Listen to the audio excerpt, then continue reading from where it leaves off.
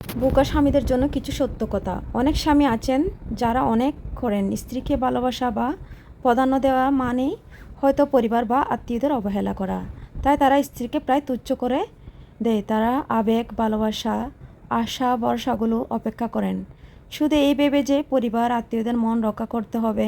কিন্তু একটা কথা মনে রেখো, তোমার মা বাবা, ভাই বোন, আত্মীয় স্বজন তারা অবশ্যই তোমার জীবনের গুরুত্বপূর্ণ অংশ, কিন্তু তারা কেউ তোমার প্রতিদিনের রুটিনে, তোমার সব কিছুতে অংশীদার নয়।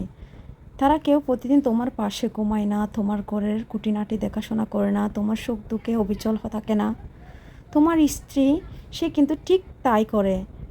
সে তোমার জীবনে এমন একজন যে শুধু ভালোবাসা নয়, তোমার জন্য কত ত্যাগ স্বীকার করে সেটা তুমি অনেক সময় টেরও পাও না। সে হয়তো নিজের পরিবার ছেড়ে তোমার ঘরকে নিজের ঘরের বানিয়েছে। সে হয়তো হাজার অপমান সয়ে আজও তোমার পাশে দাঁড়িয়ে আছে শুধু এই আশায় তুমি একদিন তাকে বুঝো, তাকে গুরুত্ব দাও। তাই দয়া করে আত্মীয়দের খুশি রাখতে গিয়ে নিজের ঘরের শান্তি নষ্ট করো না।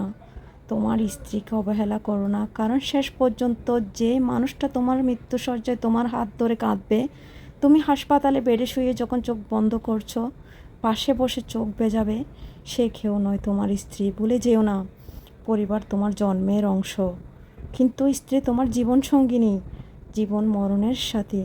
তাই স্ত্রীদেরকে কখনো অবহেলা করো না। আমার এই ভিডিওটি যদি ভালো লাগে থাকে তাহলে একটি লাইক, একটি কমেন্টস এবং আমার ভিডিওটি শেয়ার করে দেবেন। জাজাকাল্লাহ খাইরুন।